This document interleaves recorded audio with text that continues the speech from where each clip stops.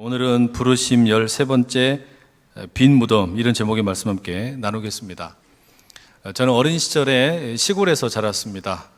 시골에는 그 어린이들을 위한 놀이터가 없지요. 하지만 온 동네가 아이들의 놀이터입니다. 들판이 놀이터이고 또 뒷산이 놀이터입니다. 그리고 빼놓지 않고 아이들이 즐겨 놀던 곳이 있었는데 거기가 이 무덤입니다. 이 동네 묘지의 위치가 묘하게도 언덕 기슭에 있었는데 이 언덕의 경사가 정말 기가 막혔습니다. 그래서 여름이나 이제 가을이 되면은 그 나무의 널판지를 하나씩 다 들고 거기 바닥을 이제 양초를 가지고서 문지릅니다. 그리고 유흥을 내는 거예요. 이게 맨들맨들해지면 이제 그 묘 위에 올라가 가지고 슬라이딩을 하면서 타고 내려옵니다. 겨울이 되면 이제 눈이 오죠. 그러면 이제 비닐 포대를 가지고 올라가 가지고 위에서부터 또 타고 내려옵니다. 이게 스키장 부럽지 않은 그 엄청난 스릴이 있습니다. 물론 여러분, 묘지에서 이렇게 놀면 곤란하죠. 동네 어르신들한테 엄청 혼났습니다. 하지만 어린 초등학생들에게는 그 묘지에서 노는 게 그렇게 기가 막히게 재미있더란 말이죠. 하지만 이 낮에 그렇게 즐겁게 놀던 그 묘지, 그 무덤을 혼자 밤에 지나가는 경우는 절대 없습니다. 왜 그렇습니까? 이 귀신 나올까봐 무서워가지고 무덤의 근처에도 가지 않습니다. 여러분, 이게 저만 귀신이 나올까봐 무서워서 안 가는 줄 알았더니 어른들도 안 가시더라고요. 귀신 나올까봐 무서워서 밤에는 무덤 근처에 안 갑니다. 그런 이유 때문인지 모르지만 지금도 많은 분들이 무덤과 관련된 장소는 늘 이 혐오시설이다라는 선입견을 가지고 있는 것 같습니다. 그게 납골묘이든 수목장이든 또 추모공원이든 심지어는 화장터이든 그게 어떤 것이 되었든지 간에 우리의 죽음과 관련된 이런 장소는 다 혐오시설로 생각을 합니다. 안산시의 경우에 얼핏 듣기로는 인구 규모와 또 장래의 빈도를 볼 때 자체적인 화장터가 있어야 한다라고 합니다. 이 화장터가 없기 때문에 안산 근교에서 우리가 장례를 치를 수가 없어서 다른 지역으로 이제 화장을 하기 위해서 떠나곤 하지 않습니까? 그런데 이 혐오시설이라는 이유 때문에 화장터가 들어오지를 못하고 있다라는 것이죠. 또 근래에는 이 세월호 추모공원이 이런 이유 때문에 논쟁이 되고 있는 것이 사실입니다. 이유야 어떻든 간에 여전히 우리는 죽음에 대해서 그리고 장례 문화, 납골묘, 화장터 이런 것들에 대해 유쾌하게 받아들이지 못하는 것이 분명한 현실입니다. 그럼 여러분, 이 성경은 어떨까요? 성경은 이 무덤에 대해서 어떤 생각을 가지고 있습니까? 이 성경도 무덤을 혐오스럽게 생각하느냐, 이런 질문이죠. 오늘 본문을 바로 그런 점에서 함께 좀 살펴보려고 합니다. 지금으로부터 약 한 2000년 전에 3명의 여인이 무덤을 찾아갑니다. 1절에 소개된 이름을 보면 막달라 마리아, 야고보의 어머니 마리아, 그리고 살로메라는 여인들입니다. 이 여인들은 안식일이 지나고 새로운 일주일이 시작하는 첫날 아주 이른 새벽에 무덤을 찾아갑니다. 그 무덤은 예수님의 무덤입니다. 여기서 우리가 잠깐 지난 장면을 회상을 해보자면 이렇습니다. 예수님께서 무기력하게 십자가에서 달려 돌아가신 후에 이 장례를 치를 사람이 아무도 없었습니다. 이 군인들에게 잡힐까봐 두려워서 제자들은 이미 다 도망가 버렸지요. 그런데 이때 뜻밖에도 아리마대 사람 요셉이라는 인물이 나타납니다. 그가 총독 빌라도에게 예수님의 시체를 달라 요청을 하죠. 성경은 이 아리마대 사람 요셉이 당돌하게 총독에게 요청했다라고 적고 있습니다. 이 당돌하다라는 말은 헬라어의 의미를 살펴보게 되면 두려움에도 불구하고 위험을 무릅쓰고 모험을 한다, 그런 의미입니다. 아리마대 사람 요셉이 그렇게 당돌하게 모험을 하는 겁니다. 주님의 시체를 장사할 수 있도록 달라라고 요청을 합니다. 여러분, 본래 정치범이나 이렇게 십자가에 달린 시체는 그렇게 돌 무덤에다가 안치하는 경우가 없었다고 합니다. 그냥 아무렇게나 시체들이 나뒹구는 곳에다가 던져버리는 것이죠. 그런데 요셉이 너무나 당돌하게 그 정치범으로 죽은 예수님의 시체를 달라라고 하고서 급하게 예수님의 몸을 닦지도 못하고 그냥 세마포로 대충 싸가지고 자기 소유의 바위 동굴 무덤에 안치를 합니다. 그래 놓고서는 그 돌의 입구를 커다란 이 바위로 막아두게 됩니다. 이 초라한 장례식을 지켜보던 여인들이 있었는데 바로 그들이 막달라 마리아, 야고보의 어머니 마리아, 그리고 이 살로메라는 여인들이었습니다. 이 여인들의 가슴이 너무나 아팠지요. 예수님께서 채찍을 맞으시고 머리에는 면류관을 쓰셔서 가시 면류관에 의해 찢기시고 못에 박히시고 창에 찔리시고 이렇게 상한 주님의 몸이 제대로 피도 닦아지지 않은 채 염도 되지 않은 채 방치되고 있는 사실이 너무나 안타까웠습니다. 그래서 이 여인들이 의기투합을 해서 향품을 구입을 했습니다. 예수님의 몸에 재빠르게 염을 하려고 했던 것이죠. 그런데 하필이면 다음 날이 안식일입니다. 아무것도 할 수가 없어요. 결국 어떻게 합니까? 안식일이 지나기를 기다렸다가 안식일 다음 날 이른 새벽에 급하게 무덤으로 달려가는 겁니다. 이 유대인들의 장례 풍습에 의하면 보통 이렇게 돌 무덤에 안치를 하고 나면 7일 정도의 기간 동안 이제 사람들이 그곳을 찾아갑니다. 그곳에서 고인들에게 이 고인의 시체에 염을 하기도 하고 향품을 바르기도 하고 또 고인을 위해서 노래를 부르기도 합니다. 그리고 한 1년 정도 그 돌 무덤에 시체를 두게 되면 이제 몸은 다 썩고 뼈만 남게 됩니다. 그러면 그 뼈만 따로 모아서 다른 곳에 안치한다라고 합니다. 이런 장례 절차 가운데 가장 먼저 이 여인들이 찾아갔다라는 말입니다. 그런데 여러분, 이 여인들에게는 걱정이 하나 있었습니다. 도대체 누가 그 무덤을 막고 있는 커다란 바위를 굴려줄 수 있을 것이냐라는 겁니다. 그렇게 여인들이 마음에 가득한 슬픔을 끌어안고 돌문을 어떻게 열 수 있을까 현실적인 염려를 가지고 예수님의 무덤으로 찾아갔다라는 것이죠. 여러분, 이런 점에서 보면 이 성경에 나타나는 무덤 역시 우리가 보통 생각하는 것과 별반 다르지 않게 슬픔의 장소이고 눈물의 자리이고 실패와 패배의 자리로 보입니다. 살아있는 자들과 죽은 자들을 갈라놓는 그런 엄연한 갈림길이라는 말입니다. 여러분, 우리도 무덤을 그렇게 생각하지 않습니까? 기쁨보다는 슬픔의 장소, 성공보다는 실패의 장소, 그리고 만남보다는 이별의 장소, 이게 우리가 흔히 생각하는 무덤에 대한 생각입니다. 늘 아쉬움뿐이고 안타까운 마음이 그 무덤을 생각하면 가득하게 됩니다. 그런가 하면 여러분, 살아있는 사람들 가운데에도 마치 무덤처럼 살아가는 사람들이 있습니다. 살아있지만 죽은 것과 다를 바가 없는 사람들이 있다라는 말이죠. 무덤과 같은 그런 인생들이 있어요. 창세기에 나오는 아브라함의 아내 사라가 그런 여인이었습니다. 자녀를 낳을 수 없는 몸, 무덤과 같은 몸입니다. 생명을 잉태할 수 없는 몸이니 자기 자신은 이미 죽은 몸이다 라고 생각을 했습니다.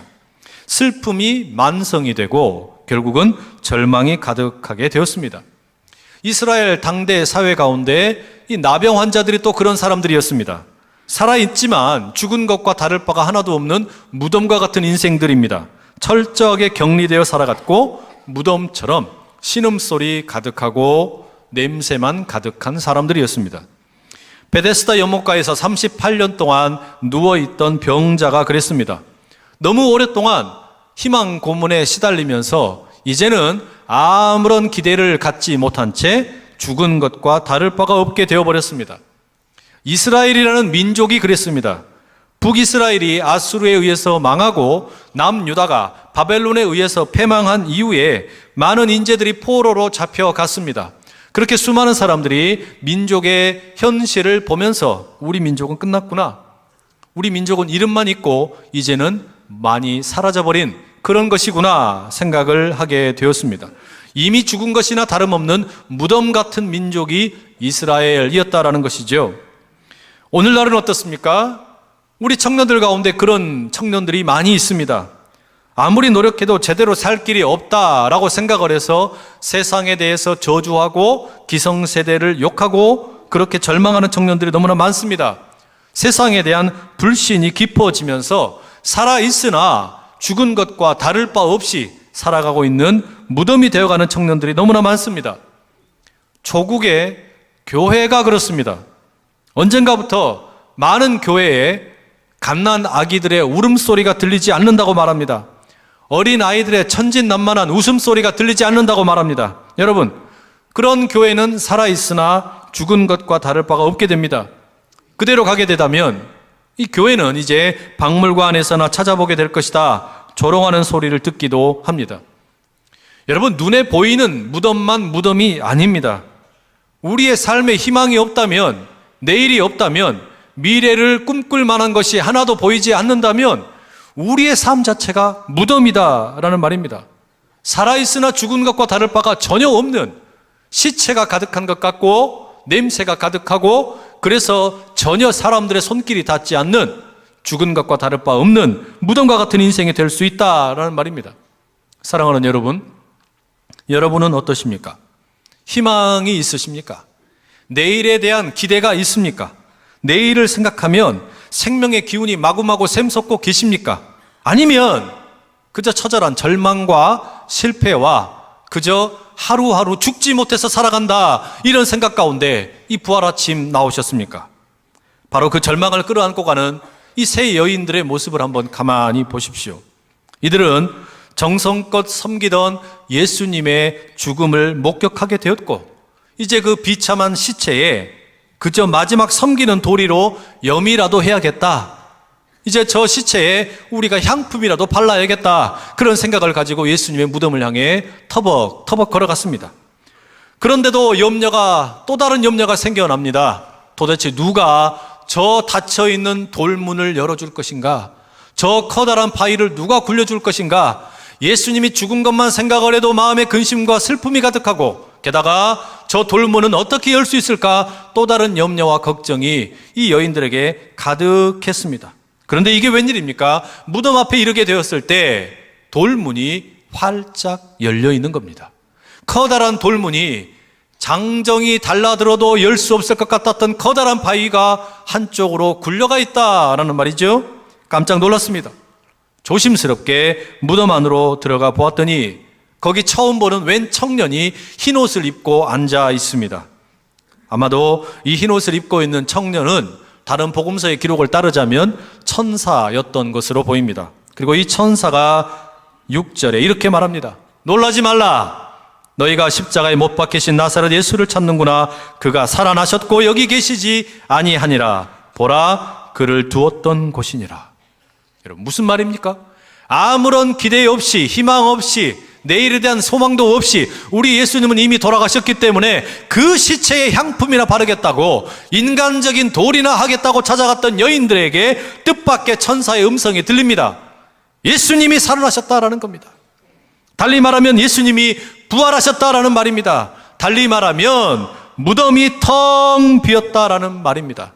사랑하는 여러분, 오늘 이 부활절 아침에 이 부활의 복음의 소식이 여러분 모두 가운데 들릴 수 있기를 축복합니다. 이게 복음이에요. 하나님께서 예수님을 다시 살리셨다. 하나님께서 무덤을 텅 비게 만드셨다. 여러분, 이 복음의 소식을 들어야 오늘 우리는 부활의 증인이 될 수 있게 되는 것 아니겠습니까? 그런데 여러분, 이 무덤이 비어있다라는 거, 예수님이 부활하셨다라는 거 쉽게 믿을 수 있는 일이 아닙니다. 지금도 예수님의 무덤이 텅 비었다라는 사실을 믿지 못하는 사람들이 너무나 많습니다. 무덤이 텅 비었다라는 것이 왜 예수님이 부활하신 것을 보여주느냐 질문하는 사람들이 많습니다. 이것을 다른 방식으로 설명하려는 사람들이 많이 있습니다. 예수님의 무덤이 비었다라는 것은 아마도 이 여인들보다 제자들이 먼저 돌문을 굴려내고 예수님의 시체를 훔쳐간 것일 것이다 라고 말하는 사람들이 있습니다. 또 어떤 사람들은 그게 아니다, 예수님이 사실은 십자가에서 죽으신 것이 아니라 너무 아파가지고 잠깐 기절했다가 무덤에 누워진 다음에 눈을 뜨고 벌떡 일어나서 스스로 돌문을 열고 나가셨을 것이다, 이렇게 다양한 방식으로 빈 무덤을 설명하려는 사람들이 있습니다. 여러분, 이게 뭡니까? 이것은 결국 빈 무덤을 보면서 부활을 인정하고 싶지 않다라는 시도입니다. 왜 그럴까요? 왜냐하면 빈 무덤을 인정하게 되면, 부활을 인정하게 되면 그것은 좋든지 싫든지 간에 하나님의 임재와 하나님의 능력과 하나님의 권능을 인정해야만 하는 것이기 때문입니다. 사람은 누구나 하나님의 존재를 경험하게 되면, 하나님께서 내게 찾아오시는 것을 경험하게 되면 두려워하게 되고 떨게 됩니다. 바로 그 하나님을 만나는 두려움을 피하기 위해서 수많은 사람들이 빈 무덤을 부정합니다. 예수님께서 살아나신 것을 부정한다라는 말이에요. 할 수만 있다면 예수님은 부활하신 게 아니라고 믿고 싶어 한다라는 말입니다. 하나님께서 내게 찾아오신 것을 어떻게든지 두려워서 부인하려고 하는 사람들이 종종 있습니다. 아브라함의 아내였던 사라도 그랬습니다. 3명의 천사가 아브라함을 찾아와서 이야기를 합니다. 1년 안에 너의 아내가 아들을 낳게 될 것이다. 그 이야기를 사라가 엿들었지요. 그리고선 속으로 비웃었습니다. 말도 안 되는 소리 하고 있네. 내가 이미 나이를 낳을 수 없는, 내 나이가 몇인데, 내 나이가 지금 90이다. 생리가 끊어진 지가 언젠데 말이 되는 소리를 해라. 그냥 속으로 비웃고 있었습니다. 그런데 자신의 그 속마음을 어떻게 알았는지 이 세 천사가 사라를 나무랍니다. 너 왜 비웃느냐? 너 왜 속으로 믿지를 못하느냐? 그 음성을 듣자마자 사라가 어떻게 합니까? 두려워했습니다. 하나님의 임재를 경험했기 때문입니다. 예수님의 무덤 안에서 천사를 만난 여인들도 다른 방법이 없었어요. 그냥 벌벌 떨기만 했습니다. 도무지 말이 되지 않는 부활의 소식을 들었기 때문입니다. 그러나 거부할 수 없는 분명한 사실은 뭐냐? 하나님의 임재를 그들이 분명히 느꼈어요. 마치 감전된 것처럼 그 음성을 듣자마자 자신들의 이성은 마비되는 것 같았고 온 몸은 굳어버리는 것만 같았습니다. 여러분, 부활을 믿는다라는 것은 그렇게 두려운 일입니다. 부활을 믿는다라는 것은 우리의 온 존재가 벌벌 떨게 되는 일입니다. 쉽게 믿어지지 않습니다. 그러나 참으로 예수님의 부활을 믿게 되면, 무덤이 텅 비었다라는 사실, 빈 무덤을 믿게 되면 인생이 완전히 달라지게 되는 겁니다. 그게 어떤 인생이 되는 겁니까? 무덤과 같았던 인생, 그래서 시체가 질비했고 악취가 나고 실패가 가득했던 내 무덤과 같은 인생이 내 무덤도 텅 비일 수 있게 되는 것을 경험하게 된다라는 말이죠. 바로 그것이 아브라함의 아내였던 사라에게 일어난 일이었고, 나병 환자들에게 일어난 일이었고, 38년 동안 누워있던 병자에게 일어난 일이었고, 그리고 우리 청년들에게, 이스라엘에게, 그리고 조국의 교회에게도 일어날 일인 줄로 믿습니다. 주님의 무덤이 텅 비었다면 무덤 같은 내 인생도 텅 비게 될 것이라는 것을 믿으실 수 있기를 축복합니다. 예수님의 무덤이 빈 무덤이 되었다면 우리의 무덤도 빈 무덤이 될 것이기 때문입니다.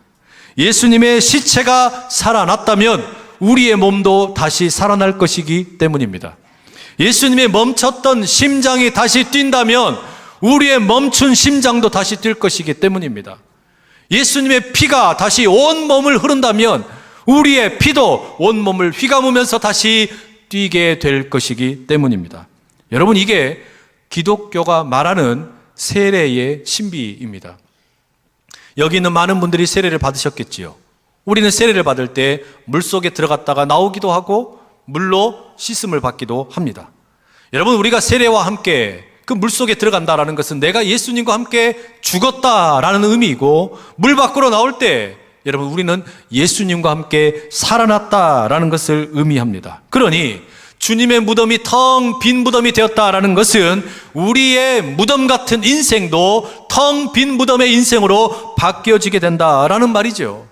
오늘 이 부활절 아침에 여러분 모두의 인생이, 지난 과거의 인생이 아무리 무덤이 되어서 실패와 악취와 시체가 나뒹구는 것 같은 그런 인생이었을지라도 그 모든 무덤의 악함들이 텅 비어질 수 있기를 축복합니다. 그럼 여러분, 우리가 빈 무덤을 믿는다라는 거, 빈 무덤의 신앙이라는 것이 도대체 어떤 겁니까? 첫째는요, 이 빈 무덤의 신앙은 죽음을 두려워하지 않는 신앙입니다. 처음 던졌던 질문을 다시 한번 여쭤봐야 되겠습니다. 성경에서 여러분, 무덤은 혐오스러운 장소입니까? 아니요, 그렇지 않습니다. 무덤은 전설의 고향에 나올 법한 귀신들의 무대가 아닙니다. 무속신앙에서야 죽은 자들이 귀신이 되고 그 귀신들이 살아있는 사람들에게 해코지를 한다라고 생각을 하지요. 그래서 귀신들을 달래기 위해서 제사를 드리기도 하고 혼령들을 위로한다라고 말합니다. 그러나 우리 기독교에서는 빈 무덤 신앙은 죽음이나 귀신을 두려워하지 않습니다. 오히려 우리가 부활의 눈으로 보게 되면, 빈 무덤의 신앙의 눈으로 보게 되면, 무덤이라는 것은 곧 무엇이냐? 하나님의 우리를 향한 사랑과 능력의 장소가 되는 것입니다. 무덤이라는 것이 단지 귀신들이 장난치는 곳이 아니고 죽음의 냄새가 가득한 곳이 아니고 바로 그 무덤이 하나님의 우리를 향한 사랑과 능력이 제대로 드러나는 곳이란 말이에요. 여러분, 서울의 마포의 양화진이라는 곳이 있죠. 거기에 가게 되면 우리 외국인 선교사님들의 이 묘지가 이 공원으로 조성되어 있습니다. 아마 가보신 분들이 많이 계실 겁니다. 거기에 가서 그 묘지를 돌아보게 되면 그렇게 감격스러울 수가 없어요. 이 사람들이 도대체 무엇하려 이 조선 땅에 와가지고, 한국 땅에 와가지고 자신들을 순교하면서 자기 목숨을 바치면서 복음을 전했을까? 그 가운데 루비 레이첼 캔드릭이라는 여성 처녀 선교사님이 계십니다. 이분의 묘비에는 이런 말이 적혀 있습니다. 만약 나에게 1000개의 목숨이 있다면 그 모두를 한국에 바칠 것이다. 여러분, 도대체 이런 헌신이라는 것이, 처녀의 몸으로 이 땅에 와가지고 복음을 전하는 그 헌신, 도대체 어떻게 가능한 일이었겠습니까? 이것은 부활의 신앙 때문에, 그리고 빈 무덤의 신앙 때문에 가능하게 된 일이라는 말입니다. 여러분, 우리가 이런 선교사님들의 그 묘지를 돌아보면서, 그 무덤을 돌아보면서 혐오시설이라고 생각합니까? 전혀 그렇게 생각할 수가 없지요. 그곳은 그냥 무덤이 아니라 부활을 실제로 경험하는 놀라운 살아있는 교실입니다. 여러분, 제가 목회 가운데 정말 하고 싶은 것 가운데 하나가 뭐냐면 제대로 된 기독교 장례 문화를 세워보는 일입니다. 왜냐하면 우리가 가만히 보니까 죽음을 맞이하는 장례도 그렇고 결혼 예식도 그렇고 많은 경우에 이게 너무 상업화되어 버렸어요. 죽음이라는 것도 그냥 어떤 돌아가신 분과 살아남은 자들 사이 가운데 진정한 의미 있는 장례가 아니라 그냥 주어진 대로 상조에 따라서 그냥 진행을 해버립니다. 결혼식도 그래요. 모든 의미가, 공동체의 문화가 사라져 버렸습니다. 알게 모르게 성경적인 장례는 어떤 것인지 고민하지 않고 장례를 치릅니다. 게다가 무덤이나 장례 시설은 쉽게 혐오 시설이라고 생각을 합니다. 가능하면 내가 살고 있는 곳으로부터 멀리 있어라, 이렇게 그냥 죽음을 죽이는 것이 우리의 모습이라는 말이에요. 그러나 여러분, 우리가 정말로 부활을 믿는다면, 우리가 빈 무덤에 신앙을 갖고 있다면 이 장례 시설이나 무덤을 꺼릴 이유가 있습니까? 없지요. 오히려 성도는 무덤을 보면서, 특별히 앞서간 성도님들의 무덤을 보면서 무엇을 깨닫게 됩니까? 부활을 믿게 되는 거예요. 저들은 우리보다 먼저 하나님의 부르심을 받고 이곳에 묻혀 계신다. 그러나 마지막 때가 되면 우리 모두가 다 부활하여 예수님의 혼인잔치에 참여하게 될 것이다. 우리는 그 무덤을 보면서 그걸 깨닫는 거 아닙니까? 나아가 여러분, 우리는 내게 주어진 삶이라는 것이 얼마나 중요한가, 내가 이 땅에서 사는 것이 얼마나 중요한가, 그 무덤을 보면서 우리가 배우게 됩니다. 그리고 우리는 그 영생의 소망이 있기 때문에 잘 죽는 법을 배워야 됩니다. 내가 어떻게 죽어야 할까? 왜냐하면 잘 죽어야 제대로 부활할 수 있기 때문입니다. 성도 여러분, 우리가 부활신앙을 가지고 있다는 것은 죽음을 멀리하거나 죽음을 미워하거나 죽음을 두려워하는 것이 아니라 도리어 죽음을 제대로 맞이할 수 있는 법을 깨닫는 겁니다. 죽음을 제대로 깨닫게 되면 비로소 그때 우리에게 부활신앙이 온전히 자리하게 되는 것이지요. 그런 의미에서 여러분, 교회는 언제나 빈 무덤입니다. 이곳은 빈 무덤 교회입니다. 악취나는 인생, 냄새나는 인생, 시체같이 뒹굴던 인생들이 함께 모여서 예수님의 부활의 소식을 듣고 다 함께 텅 빈 무덤이 되어서 돌아가는 것이 바로 이 교회라는 말이죠. 하나님의 능력을 경험하는 이 빈 무덤의 신앙이, 그래서 죽음을 두려워하지 아니하고 죽음을 마땅히 우리가 능히 이기는 그 무덤의 신앙이 우리 모두 가운데 있기를 축복합니다. 두 번째는요, 이 빈 무덤 신앙은 우리로 하여금 갈릴리로 돌아가게 하는 신앙입니다. 이 무덤에서 만난 천사들, 이 무덤에서 만난 천사가 세 여인에게 어떤 이야기를 들려줍니까? 예수님이 부활하셨다라는 이야기와 함께 예수님이 먼저 갈릴리에 가셨다라고 말합니다. 마치 예수님께서는 너무 바쁘셔서, 너무 급한 일이 있으셔서 여기 무덤에 계실 수가 없고 지금 너무 급한 용무가 있어서 갈릴리에 가셨다라고 말하는 것 같습니다. 그리고 이 천사는 이 여인들에게 말합니다. 이 소식을 빨리 제자들에게 알려라 라고 이야기합니다. 그런데 여러분, 여기서 우리가 질문이 생겨요. 도대체 왜 갈릴리인가? 라는 질문입니다. 왜 예수님께서는 이 천사에게 갈릴리에서 만나자고 그 소식을 제자들에게 알리라고 전하신 겁니까? 그것은요, 이 마가복음 전체의 맥락에서 보면 이 제자들이 늘 예수님을 오해했기 때문입니다. 예수님이 도대체 진짜 누구이신지를 오해했기 때문이에요. 갈릴리에서부터 시작하여 예루살렘으로 이어지는 예수님의 여정 가운데 제자들은 이 예수님의 상반된 두 가지의 모습을 보게 되었습니다. 한편에서 보면 예수님은 정말 강력한 분이었습니다.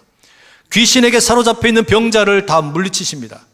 그 병자를, 귀신을 물리치고 그 사탄을 물리치고 구원하시는 능력자이십니다.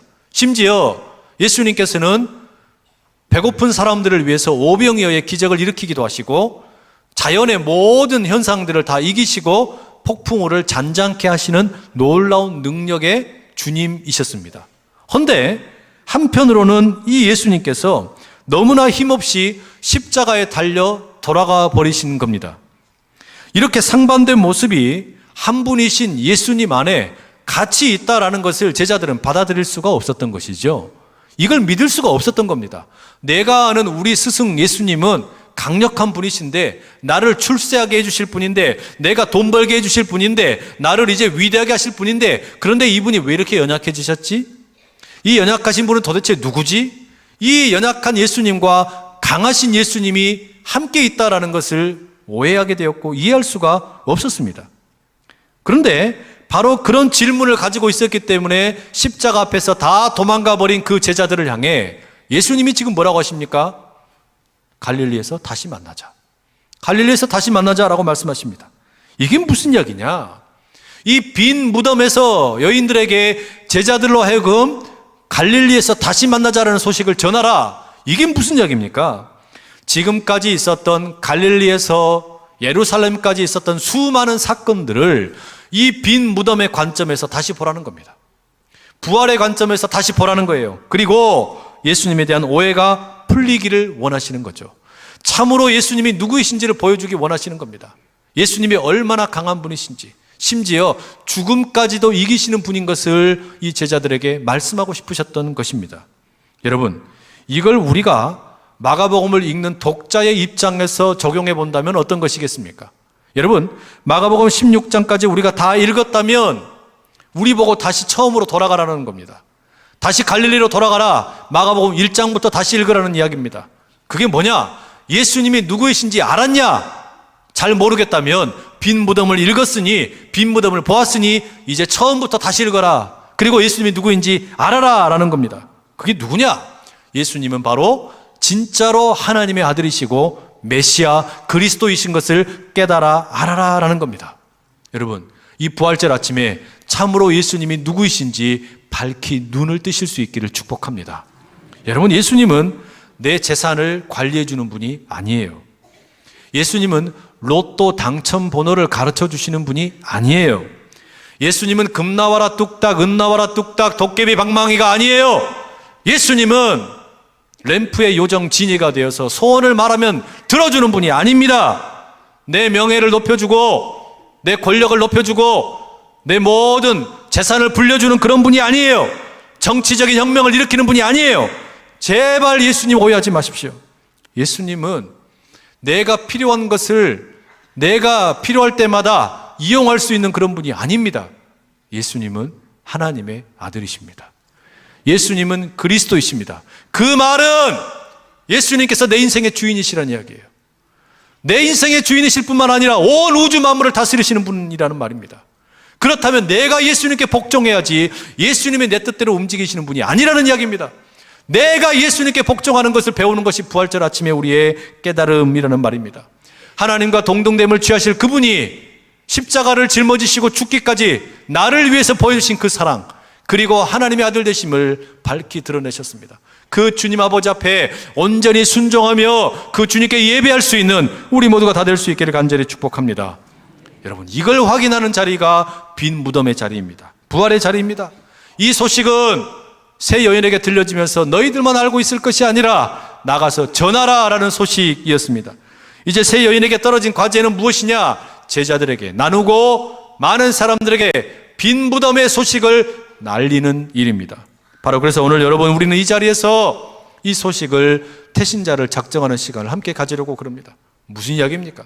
새 여인이 빈 무덤으로부터 천사를 만나 예수님이 부활하셨다는 소식을 듣고 제자들에게 가서 전해야 했던 것처럼, 참으로 예수님이 부활하신 주님이시고 하나님의 아들이시라면 우리가 이 소식을 그냥 우리만 가지고 있을 수가 없다라는 말이죠. 누구에게 전할까? 내가 누구에게 전할까? 여러분, 우리가 태신자를 그래서 작정하는 겁니다. 그리고 이게 너무나 복된 소식이기 때문에 우리는 이 기쁨의 소식을 어떻게든 나누고 싶습니다. 어제 토요일 날 우리 교구에서 다 함께 준비하셔서 이 달걀을 가지고서 아름답게 포장을 하셨습니다. 우리 로비에 나가보시면 진열이 잘 돼 있어요. 여러분, 이거 가시다가 배고프시면 하나씩 까서 드시라고 놔둔 거 아닙니다. 이거 뭐 하려고 그런 거냐면 우리가 먹기 위해서 만들어 놓은 게 아니고 이 부활 오후에, 부활절 오후에 이 부활의 기쁜 소식을 우리가 나누기 원하는데, 여러분, 오늘은 우리 주님께서 부활하신 날입니다. 이 소식을 나누는데 달걀을 드리면서 함께 섬기기 원하여 경로원에도 가고 고아원에도 가고 경찰서에도 가고 우리 그렇게 나누기 원해서 우리가 준비한 것입니다. 왜요? 부활은 너무나 기쁜 소식이기 때문에 우리 안에만 담아둘 수 없기 때문에 그렇습니다. 바로 그 마음이 우리가 섬기는 가운데 가득 일어날 수 있기를 간절히 축복합니다. 오늘 이 시간에 한 1분 정도의 시간을 드리려고 하는데요. 여러분, 주보에 보시면 태신자 작전 카드가 있습니다. 태신자 작전 카드에 여러분께서 지금 내가 이 복음을 누구에게 전해야 될까 생각나시는 분들의 이름을 한번 적어보시기 바랍니다. 그리고 적으시면 봉헌을 하실 때 같이 함께 태신자 카드도 작성을 해주시면 되겠습니다. 한 1분 정도의 시간 잠깐 드리도록 하겠습니다.